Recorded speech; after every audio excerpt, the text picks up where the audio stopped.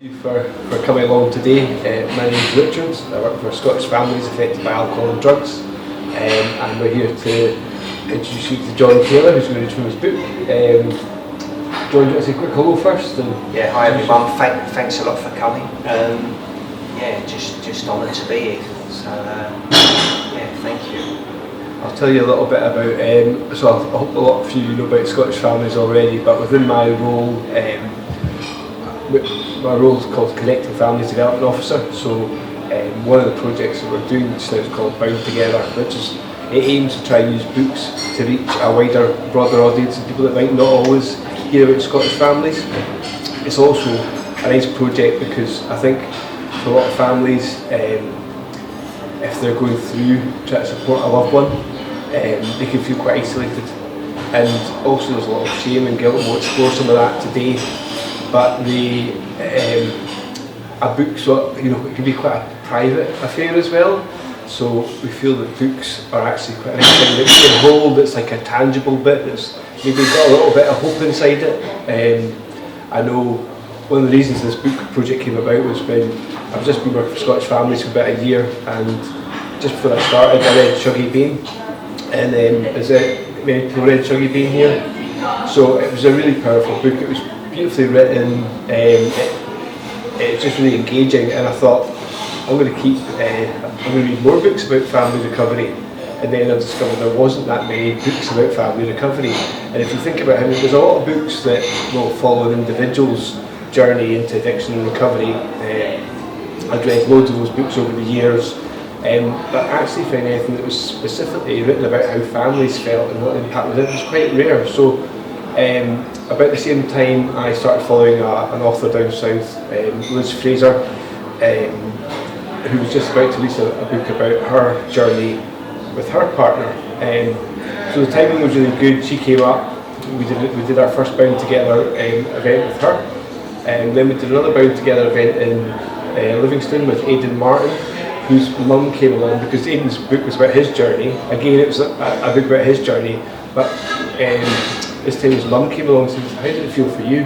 So again, it's just trying to give families a voice, which is part of Scottish families sort of games and aims. So and then John got in touch with us as well, just to say, so again this was all great timing, and just to say he was writing a book and we would be interested in having a look at it. So we did. So John, do you want to tell us a little bit about the background to the book and what made you contact Scottish families? Yeah, so I've been a family counsellor for nearly 16 years. Obviously I work in London, and I suppose there's a couple of reasons. I work a lot with children of alcoholics, and I understand that sort of like, children of alcoholics, if they grow up in an alcoholic family, how the impact doesn't just happen when they're a child, how they bring that into sort of adult children as well.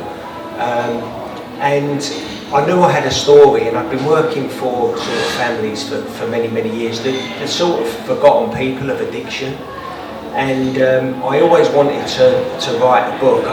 My friend, who's quite a famous writer, Paolo Hewitt, he'd written a book 20 years ago about growing up in a children's home called The Looked After Kids. And it's about the abuse he suffered as a little boy. And I remember saying to him, I'd love to write a book one day about my childhood. He said, well, write it. But this was years ago. My mum and dad were still alive. And the time wasn't right. And then sort of lockdown happened. One good thing about lockdown, I just started putting pen to paper. And my friend Paolo, I kind of I paid him for it. I said, look, have a look at it. I paid him for a couple of weeks' work, and 18 months later he was so taken by it, he was still working on it for me. And the reason I got in contact with Scottish families, I looked at what I wanted to always do was, my thing about addiction, when I trained as a counsellor, I always wanted to work with families, as I said, the forgotten people of addiction. It's always about the alcoholic and the addict. And it's estimated that for everyone in active addiction, it affects 7 to 10 people around them. So it's about sort of highlighting that, and and I got in contact with the three main charities in sort of the UK, Scottish Families, NACOA, National Association of Children of Alcoholics, and ADFAM. ADFAM are a family charity, and they're running a campaign next week, Family Awareness Week. And you know, these three people from these organisations have all quotes on the book. So that's what it was. And I suppose it's to give myself the voice, is that, you know, child of an alcoholic, the voice I never had as a little boy. You know, I've got the voice now. So I suppose that was a main driver as well. Yeah. No, thanks. It was like I say, it was really good timing, and it was really nice for me as well to be asked to actually write. And I said, well, I've written it actually in the back of the book, because I literally read it in 2 days, and I'm not the strongest reader in the world. I'm dyslexic, and some books I struggle through. But this one I just got taken up, and it's, you know, the story was, there's lots of bits of it that I identified with as well, which always helps. And so, yeah, John, do you want to start? Do you want to start with a wee reading from it? And yeah, sure. Just to give you a bit of a... Yeah, can everyone hear all right? Sorry. Yeah, good. Yeah. Do you want a wee bit? The format for today, so we've got the space till 3:30, so we're going to run till about just back at 3 o'clock. So this will include us chatting just now. I've got some questions for John, let you guys have some questions, and then from about back at 3 till 3:30 you can have a chat with John or myself, get some books signed if that's what you want as well. And we're also aware, I mean, there's some stuff, I don't like the word trigger warning, but there is stuff that may affect you. So there's a few staff here who can talk to you quietly. Scottish Families run loads of great services, and that's largely what we're here for. The other day when we spoke Wednesday, it was really emotional, because it touched a lot of people. I'm sure if you've come here today, it's because you care about family recovery or individuals, and so it probably will touch you. And that's what we want, because it's okay. That's what we talked about Wednesday, was that this is a bit uncomfortable. This doesn't feel very nice. It's hard. It's about to sit in a room and talk about something that's... I mean, John is really open, and I'll let you carry on, John, because I'm sure you'll get a taste for that straight away. Yeah, thanks, Tit. So the first bit I'm going to read... is that me?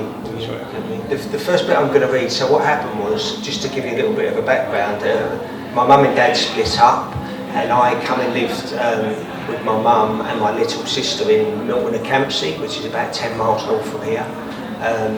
And I had the job of looking after my mum, looking after my little sister.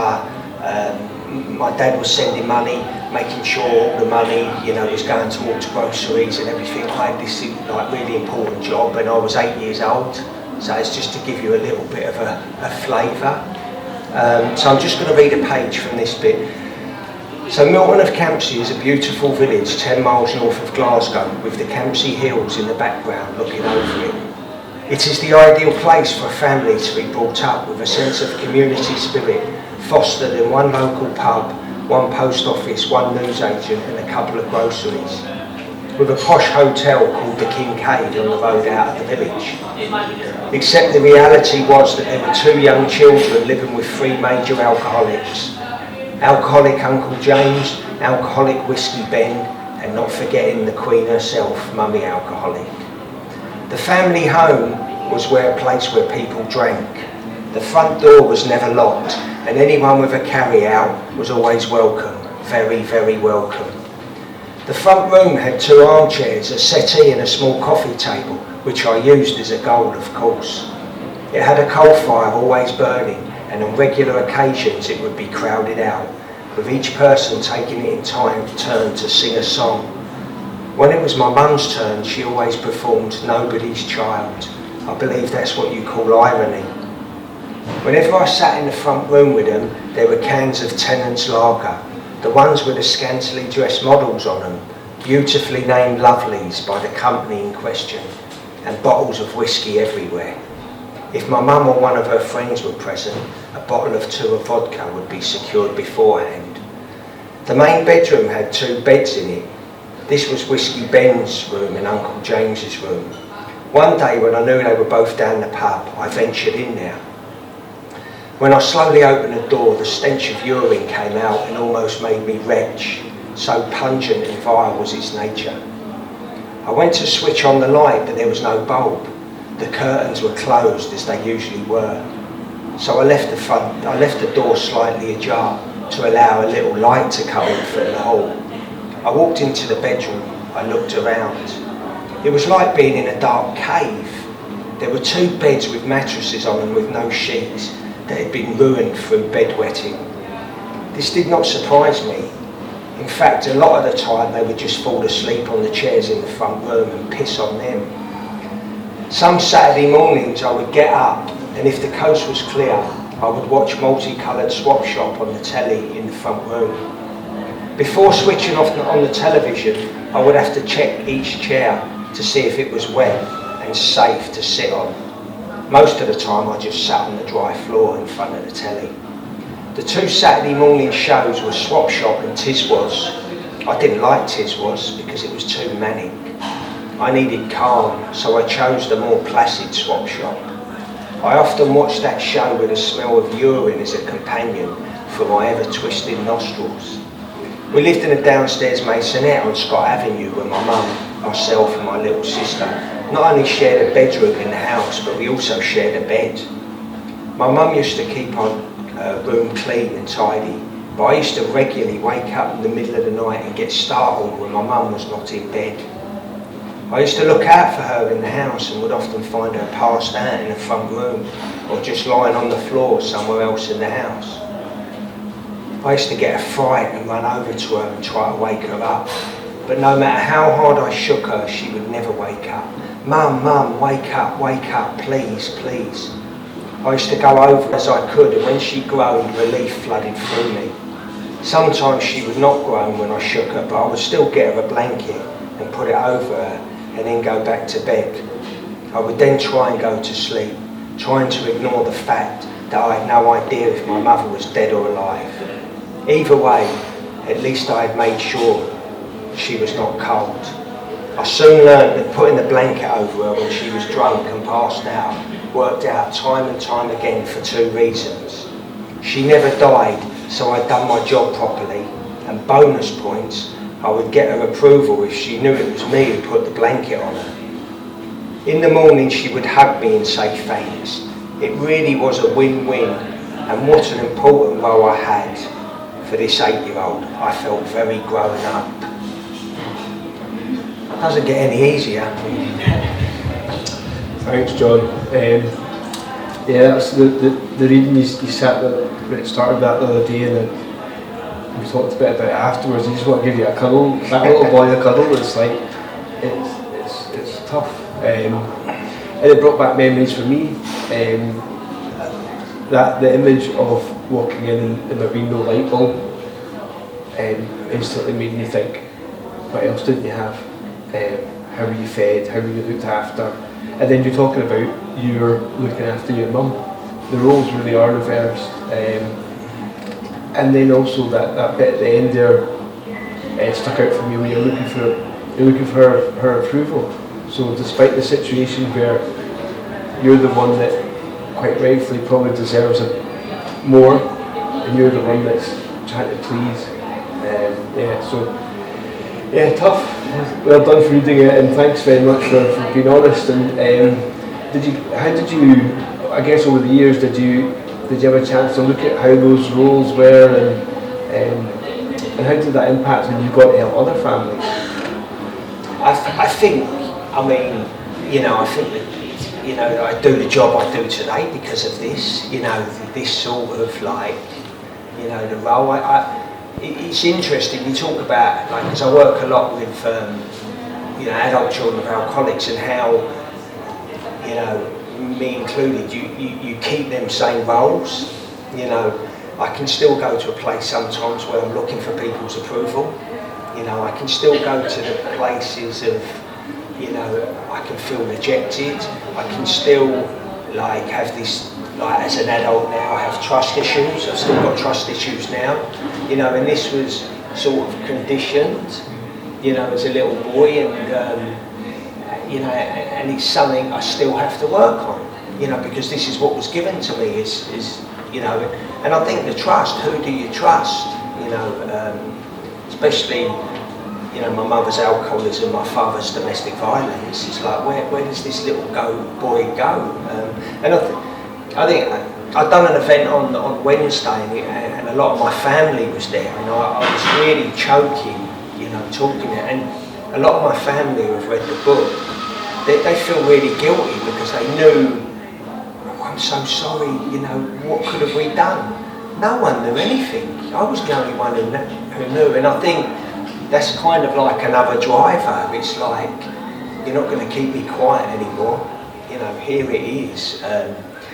And I think one of the good things you said when you read it, you know, it's really honest. I'm not hiding anything. It's all put out there. It was interesting when one of the audience members came in, and that I don't think anyone has to struggle hard to know how it must have been to have to check when it was safe to sit, and that conjured up again lots of, like, it's a really powerful image, isn't it? It's really harrowing, and actually one of the audience members said, yeah, we knew about your flat, and she said, yeah, my mum told me to check where I sat when I sat down. So there comes that bit where it makes it quite a challenge for families, that you're known, you're within the community. Did you feel that your mum and your family were recognised as having an alcohol problem, or that you were the house where people went and drank? I think it was so like natural, honestly.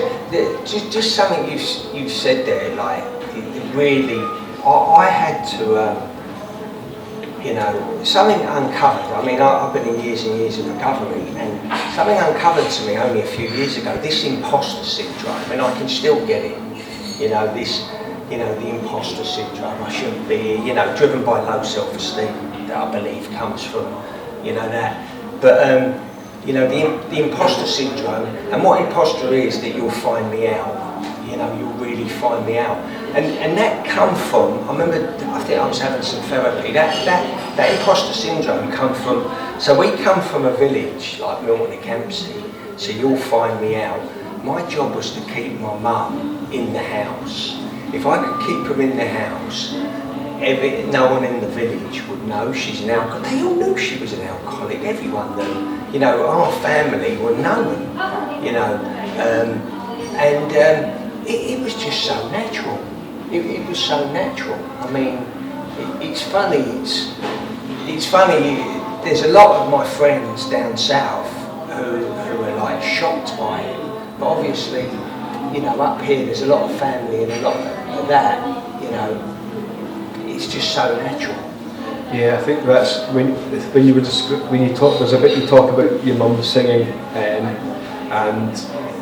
No, just even that image of the two armchairs and the sofa and the carry-out sitting there, it reminded me of like growing up with my dad. I'd go to, when the times that he did turn up to actually take me, we'd just go and sit, and I'd watch him and the family all sit drinking, run out the bookies and horse racing, and it was this image of these carry-outs sitting around, and that was a small mining town, and there's a lot to do with that. I think there's a lot of Scotland's been highly impacted by that. There was a culture that was kind of a normality, and I think one of the songs you see your mum sang, what was the song? Nobody's Child. Yeah, there was a few lines in it that said, I've got no mummy to kiss, I've got no daddy to smile, nobody wants me, I'm nobody's child. And as I was listening to it, you know, it's like, it's really sad that, but as I was listening to it, it made me think, oh, that sounds like the kind of thing Billy Connolly makes a joke of, and then I realised actually Billy Connolly also did a version of it, and I think there was a big thing around that time where in Scotland it was almost celebrated, and this Billy Connolly makes a joke of it, doesn't he, that how common alcoholism was, how common violence was. He talks about the smacking across the street as he's going, and I think that's that trauma that sort of runs through a lot of Scottish communities, and it's trauma that you witness, because you mentioned domestic violence there as well, and I don't know if you want to read the bit in the back of the book that talks about the... Yeah, I mean, yeah, it's really interesting, you know, in sort of any book or any film, there's always because any book or any film, there's always an inciting incident. You know, something might be going along and then bang, you know, there's a shock. And this was years later. It kind of like when I got into my own recovery and started doing my own therapy. This was my inciting incident. I'll just read. I'll read it because I wanted to put this on the back, and I'll just explain like the effects it had on me. So in 1978, John Taylor is 8 years old and in love with life. At school, he is top of his class and adored by all the teachers. On the football pitch, he exhibits skills way beyond his years, and better still, his beloved Arsenal have just reached the FA Cup final. Everything is great for John until the day he comes home from school and sees his alcoholic mother lying in bed after being beaten to a pulp by his violent father. From then on, his world changes terribly. So, you know, that was my inciting incident. So I'm 8 years old, and up till then, life was good. You know, I was the best footballer in the class. I was top of the class, and I come home, and you talk about. I mean, you know, PTSD is about images. You know, they mostly family members have it as well. PTSD is images from the past. You know, that comes back and haunts people. Normally, you know, people who've been to war. You know, anyone who grows up in an alcoholic family, that's a war zone. So it's, you know, this image of my mother lying in bed, beaten up, you know, that was my sort of image that struggled me the most. And I remember looking at that years and years later, and this sort of thing, my mother, who I absolutely adored, lying in bed, beaten up. So I felt real guilt, you know, that I couldn't protect her. I was 8 years old. Excuse me, I couldn't look after my mum. And then my dad, you know, who I adored as well, who I really looked up to, the fear come, if he could do that to my mum, what could he do to me? You know, so that trying to adapt, you know, they talk, there's a great sort of theory in the, I don't know if anyone knows it, in the counselling world about transactional analysis, adapting. To role, so I adapted from a free child, they call it, a child who plays and love it, to an adapted child. So I started adapting myself. You know, I started making sure I was on my dad's side because he'd do that, and then you know, and then the other thing. Thank you. And then I knew my mum was an alcoholic, because obviously her drinking, and my dad, you know, she was getting beat up because of her drinking. So in my mind as an 8-year-old, I kind of like took sides with my dad. Well, she deserved it, you know. So you know, your brain is a computer.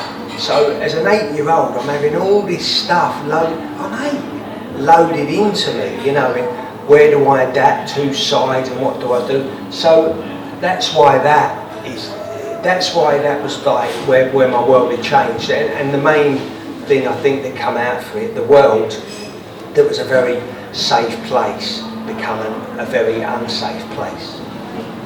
Daughters were 2 and 3, and I was looking at them and thinking, do you know, I don't want to give them what was given me. You know, that sort of shame that only a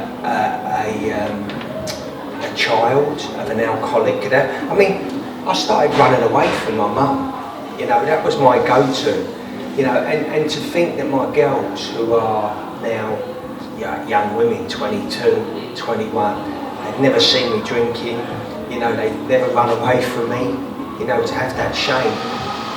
I think that first of all was a main, you know, driver for doing it, but then also about, you know, just, I think, as I say, I work a lot with National Association of Children of Alcoholics. Children of Alcoholics Week, which is a week in February, you want to know the numbers. You know, 1 in 5 children affected in the UK, affected by their parents' drinking or substance misuse. 18 million children of alcoholics in America, 1 in 6 children in Ireland. You know, the numbers are absolutely staggering. So you talk about what's the main thing, you know, I put it in the sort of acknowledgement. If this can help one child, you know, or someone realise they're not alone, because I think what happens is statistics, I think, they say that 80% of people in addiction come from alcoholic homes. Most people don't get to look at this stuff, what happens, because the addiction kills them. The addiction kills them before they can really have a look at the underlying trauma. So I suppose by getting clean and sober, and by getting well, if you like, I think it was almost like that was a sort of main driver for actually saying, look, this is what happened to me, but there is a way out of it, and it wasn't your fault. I think that's the main thing. To kids, it wasn't your fault. You were a little boy. But the thing is, Tid, I thought it was my fault, and I can still, even today, think it's all my fault. And I guess that's where it can happen from generations in the same way. It wouldn't have been your mum's fault. Her dad was an alcoholic. Trauma does tend to go through these cycles, and I think that's something that I wrote in the end of the book, is that you, so how did you get in, what was your journey like? I mean, how did you notice, did your own alcoholism and substance use, did that kind of sneak up on you? Was it a slow process? When did you go, was it only once your mind went that you... Yeah, I mean, if you remember, like cocaine become a sort of big part of my journey, and 7 years before, cocaine and alcohol nearly killed me, and there's a bit in the book, as you know, and addiction is about the obsession of the mind. The obsession to drink and use drugs, even though I nearly died for my cocaine wasn't enough. And I believe that, I was told that, addiction will either get you physically or mentally. Now, it didn't get me physically, it nearly killed me, but I wasn't enough, so it had to get me mentally. It had to get me so bad mentally, the mental side of me, that was my rock bottom. I mean, I go into it, the intrusive thoughts, the dark thoughts, and by talking to a therapist in the treatment centre and talking to my psychiatrist and telling, what was going on, and even now when I think of it, I've been really honest, and in the addiction world, in the recovery world, the greatest saying that I have heard is, thoughts are not fact. What's going on in your mind? Because my mind wants to kill me, So yeah, that was kind of like, the rock bottom. And I will read a little bit, from. Go ahead, should I do it now? When we done the reading, we done a couple of readings on Wednesday, and we done a couple of readings when I was a kid, and I thought, you know what, I've got to give a little bit of hope, So this is a reading with a little bit of hope. I am here. There is a little bit of hope somewhere. So this is about a chapter. This is called "The Truth Will Set You Free." So I've just gone into rehab, and but I didn't want to be called an alcoholic when I went into rehab. I didn't like that word. My mum was the alcoholic, and my therapist said to me, well, there's because there's a lot of shame attached to it. I ended up like my mum. I'm a loser. And I remember my therapist was very clever. He went, there's two alcoholics, John. There's the alcoholic who drinks, and here's the alcoholic who doesn't drink. And that was a really clever bit of therapy for me. And so this is a bit from, I've just accepted after kicking and screaming for a little while in rehab. I'll just read it. So this is a bit from the chapter, "The Truth Will Set You Free." I lay on my bed, and for the first time in my life, I didn't feel alone in the world. I always had the feeling that I was different, that there was something seriously wrong with me, but I could never work out what it was. I now knew I was an alcoholic, but not the same type as my mum. I was a different kind of alcoholic. I am a recovering alcoholic. I now saw that my drinking and drug taking was a form of escapism. I always wanted to escape from me because I didn't like me. In fact, I hated me. So driven by this self-hatred, I always sought oblivion. It was the place I felt most comfortable in, a place I didn't know where I was. The downside was that my addictions had taken me to a place mentally where I actually believed where I was capable of harming or killing my children. I had never felt more emotional pain in all my life than when dealing with those demons in my head. I wouldn't wish it on my worst enemy. However, those dark thoughts would be trying to destroy me ended up as the best thing that ever happened to me. They were my rock bottom. I couldn't go any lower. I sat up on my bed and said the words for the first time. My name is John and I am an alcoholic. I repeated them time and time again, my voice getting louder each time as I said them. I now felt a peace growing inside of me. Those magical words are the key that opened the door and allowed me to start smashing my denial, the denial that wants to kill me.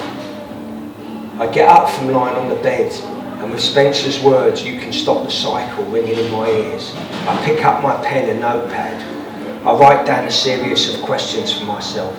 I then walk into my bathroom, look at the mirror and ask the questions. I also reply loudly to each question with a one-word answer. Do you want to end up like your mum? No. Do you want your children to grow up feeling ashamed of their dads just like you felt shameful of your mum? No. Do you want your daughters as little children standing at the side of your coffin watching it being lowered into the ground with them asking where's daddy's going? No. Do you want to see your children grow up? Yes. Do you want to be clean and sober? Yes. Are you going to work in rehab? Work hard in rehab and work this recovery program? Yes. I lay down after this interrogation of myself with a focus that I had never had before. Thanks, John. It's interesting. I'm in recovery as well, and my dad was a chronic alcoholic, and I remember getting out of a detox and this guy stopping me and saying, "Do you want to come to an AA meeting?" And I was like, "No." For that same thing, I'm not like my dad. I'm not an alcoholic. In my mind at that time, I was like, I'm going to beat alcoholism. I'm not going to end up like, so I'm going to learn to control my drinking.